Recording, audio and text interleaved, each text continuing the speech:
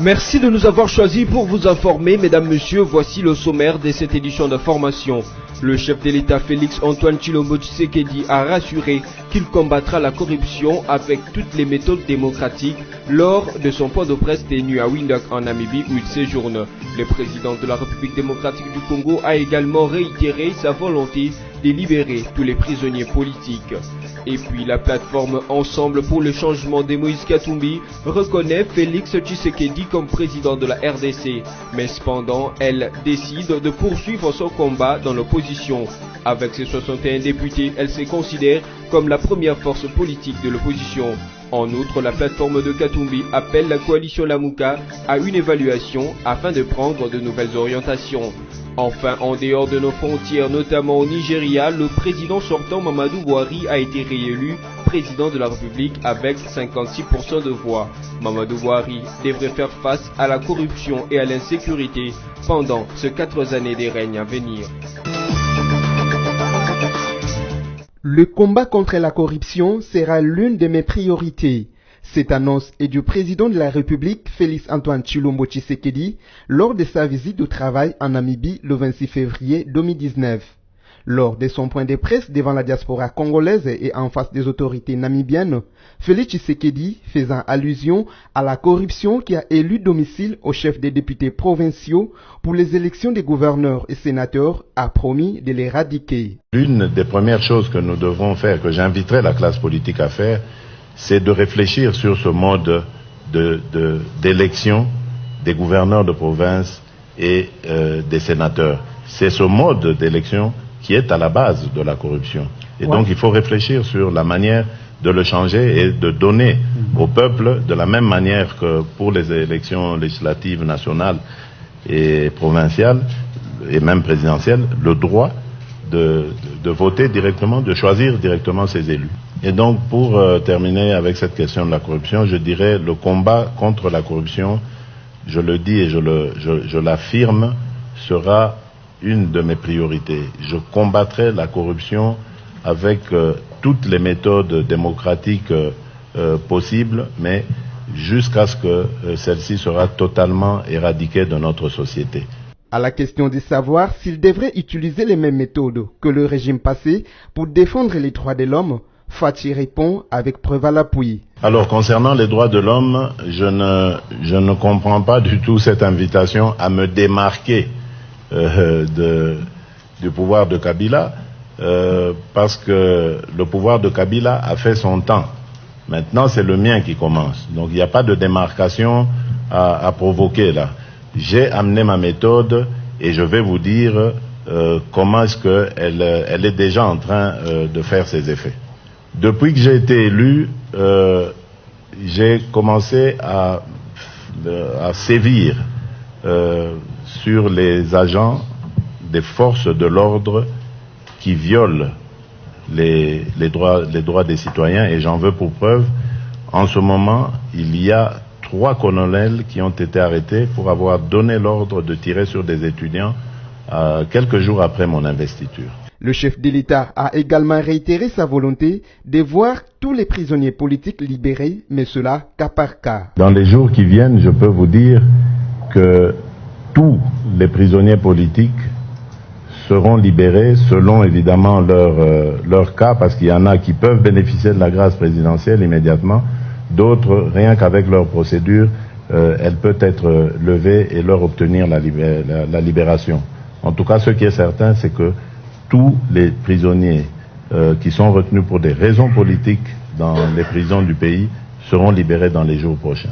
Félix Tshisekedi, qui a qualifié l'Agence nationale des renseignements ANER de police politique du pouvoir depuis des décennies, a rassuré qu'il va rendre ses méthodes de travail plus humaines qu'avant.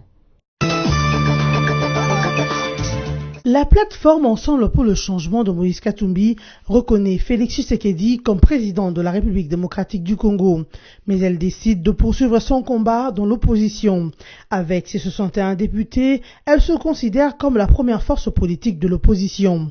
Pour Ensemble, Félix Tshisekedi a été investi président de la République sur base d'un accord sous seing privé et secret. Cependant, cette plateforme invite le président de la République, Félix Tshisekedi, à libérer les prisonniers politiques et à faciliter le retour des exilés politiques. Nous attendons de signaux forts de la part du président de la République, a déclaré Pierre Lumbi, vice-président de Ensemble pour le changement, au cours d'une conférence de presse organisée ce mardi à Kinshasa. Parmi les prisonniers politiques figurent Franck Diongo et Eugène Diomindongala. Moïse Katumbi, Jean-Pierre Bemba et Mboussania Mouissi sont les exilés politiques dont parle Ensemble pour le changement. La plateforme de Moïse Katumbi appelle la coalition Lamuka à une évaluation afin de prendre de nouvelles orientations. Nous avons tous combattu pour la vérité des urnes. À présent, nous devons combattre pour l'établissement de l'état de droit dans notre pays, a déclaré Délice Sanga. Sanctions américaines contre les personnalités RD congolaises. Pour les Francs communs pour les Congo, les personnalités sanctionnées par les États-Unis sont des héros de la démocratie. Au cours d'une conférence de presse animée ce mercredi à Kinshasa, André Alain Atundu Liongo, porte-parole de la majorité gouvernementale, actuel Front commun pour les Congo, a donné la position de cette plateforme politique à la suite de la restriction des visas par le département d'État américain à l'encontre des personnalités congolaises accusées de corruption liée au processus électoral. Dans une déclaration de la majorité parvenue à BCTV, cette plateforme dont Joseph Kabila et autorité morale estiment que les personnalités sanctionnées doivent être traitées en héros. Les dignes fils du pays, dont les noms viennent de s'ajouter sur la liste des sanctions américaines ciblées, doivent à juste titre être considérés et traités avec respect en véritables héros dont la conduite patriotique devrait servir d'exemple et de référence à toute la nation, écrit les documents. Les Francs communs pour les Congo appellent les autorités nationales à répliquer à ces sanctions américaines en vue de ne pas porter atteinte à la dignité et à la souveraineté de la République démocratique du Congo.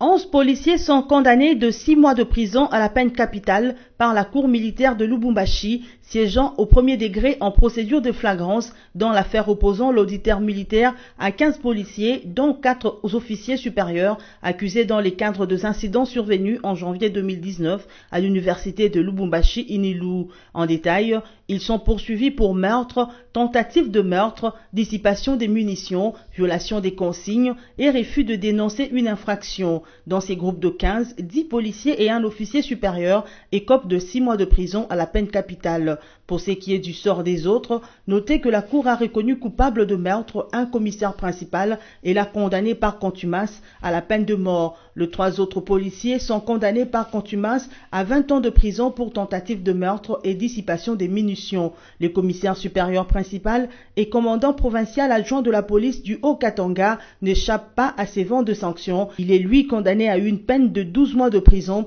assortie d'un sursis de 5 ans, c'est-à-dire il passera 12 mois en liberté, mais si dans les 5 ans qui suivent, il commet la même infraction, il sera obligé de passer 12 mois en prison. La cour militaire de Lubumbashi a alloué aux parties civiles de sommes allant de 40 000 à 50 000 dollars américains à chacune de victimes au titre de dommages et intérêts. Rappelons que les manifestations des étudiants qui ont entraîné ces procès ont été enregistrées le 27 janvier 2019. Ces étudiants protestaient contre la coupure d'électricité et le manque d'eau sur ces sites universitaires. À cette occasion, des pertes en vies humaines ainsi que de dégâts matériels très considérables ont été enregistrés.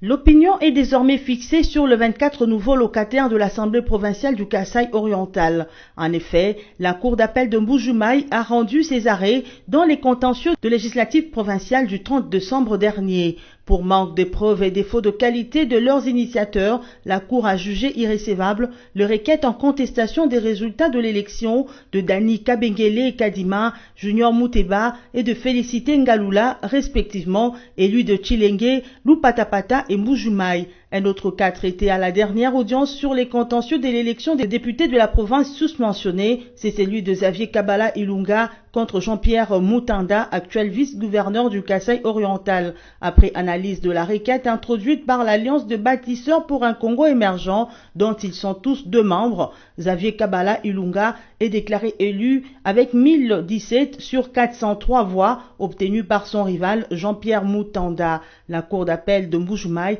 a ainsi clôturé ses audiences sur les contentieux de la députation provinciale au Kasaï oriental. À présent, le travail peut commencer à l'Assemblée provinciale de Mbujimayi. Muhammadu Buhari a été réélu président du Nigeria. Il a dévancé de plusieurs millions de voix son rival Atiku Abubakar, selon les résultats communiqués par la commission électorale dans la nuit de mardi 26 au mercredi 27 février 2019.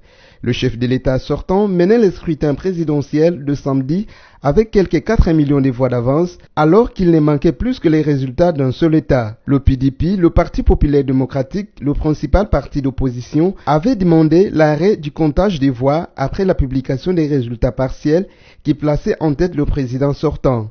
Muhammadu Buhari, en tant que commandant en chef des forces armées, est d'abord attendu sur les questions de sécurité. Vaincre les deux factions de Boko Haram est toujours une priorité. Par ailleurs, Muhammadu Buhari compte aller encore plus loin dans la lutte contre la corruption. Mais il devra aussi prouver que cette lutte n'est pas limitée à ses opposants politiques. Sur le plan économique, le président réélu promet d'accélérer les mouvements de diversification de l'économie nigériane, et notamment avec ses politiques visant à faire du Nigeria une puissance africaine agricole.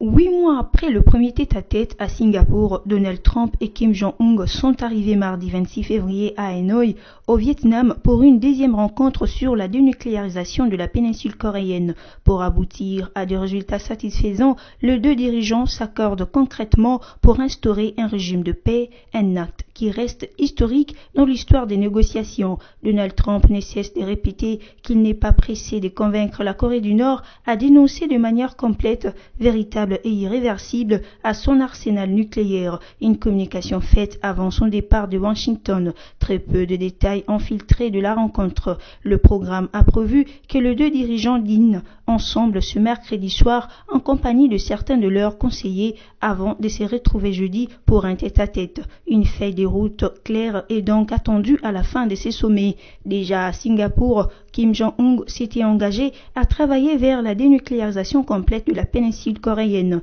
Et dans son Twitter, le président Kim a précisé qu'avec une dénucléarisation complète, la Corée du Nord deviendra rapidement une puissance économique. Par ailleurs, le président nord-coréen estime avoir accepté un moratoire sur ses essais nucléaires, voulant ainsi un allègement des sanctions économiques. Entre-temps, il est appelé à faire des gestes concrets pour aboutir à la dénucléarisation complète de la péninsule coréenne. Pour vous que nous avez pris en cours des diffusions, voici le rappel de titre. Le chef de l'État Félix Antoine Tshilombo Tshisekedi a rassuré qu'il combattra la corruption avec toutes les méthodes démocratiques lors de son point de presse tenu à Windhoek en Namibie où il séjourne. Le président de la République démocratique du Congo a également réitéré sa volonté de libérer tous les prisonniers politiques. Et puis la plateforme Ensemble pour le changement de Moïse Katumbi reconnaît Félix Tshisekedi comme président de la RDC, mais cependant elle décide de poursuivre son combat dans l'opposition. Avec ses 61 députés, elle se considère comme la première force politique de l'opposition. En outre, la plateforme de Katumbi appelle la coalition Lamuka à une évaluation afin de prendre de nouvelles orientations. Enfin, en dehors de nos frontières, notamment au Nigeria, le président sortant Muhammadu Buhari a été réélu président de la République avec 56% de voix. Muhammadu Buhari devrait faire face à la corruption et à l'insécurité pendant ces 4 années de règne à venir. Ainsi s'achève cette session d'information. Merci de votre fidèle attention.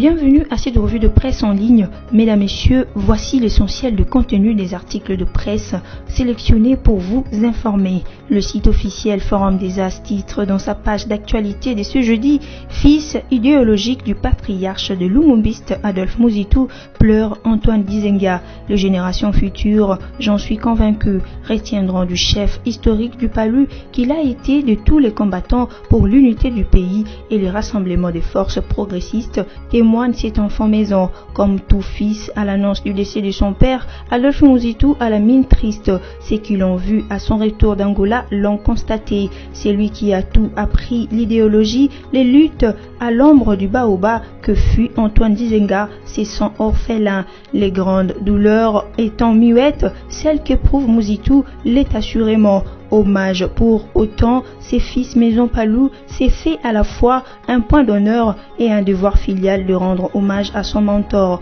Pour Adolphe Muzitu, Antoine Gizenga est l'un des hommes par lequel l'héritage nationaliste lumumbiste a été sauvegardé. Inconsolable, Muzitu ne sait plus contenir ses peines. Il a terminé par exprimer toute sa reconnaissance filiale à son père politique et a présenté ses condoléances le plus attristé à la famille biologique de l'illustre disparu ainsi qu'au Palu. Les sites de la radio onisienne Okapi.net parlent des troubles à l'Inulu. 11 policiers condamnés à des lourdes peines. La cour militaire de Lubumbashi siégeant au premier degré en procédure de flagrance dans l'affaire qui oppose l'auditeur militaire aux policiers accusés dans le cadre des incidents survenus en janvier dernier à l'université de Lubumbashi a condamné mardi 26 février 11 policiers de 6 mois de prison à la peine capitale. La cour a reconnu coupable de meurtre un commissaire principal et l'a condamné par contumace à la peine de mort. 3 agents de la police ont été condamnés par contumace à 20 ans de prison pour tentative de meurtre et dissipation des munitions. 6 autres policiers sont condamnés à des peines allant de 6 mois à 2 ans de prison. 3 autres officiers supérieurs et 2 agents de la PNC ont été acquittés. Ces policiers ont été condamnés pour des infractions commises lors de la reprise de manifestations estudiantines du dimanche 27 janvier contre la coupure de l'énergie électrique et le manque d'eau sur les sites universitaires. Pour boucler cette revue de presse, les sites actualité.cd écrit Kisangani, grève illimitée de professeurs de l'UNIKIS.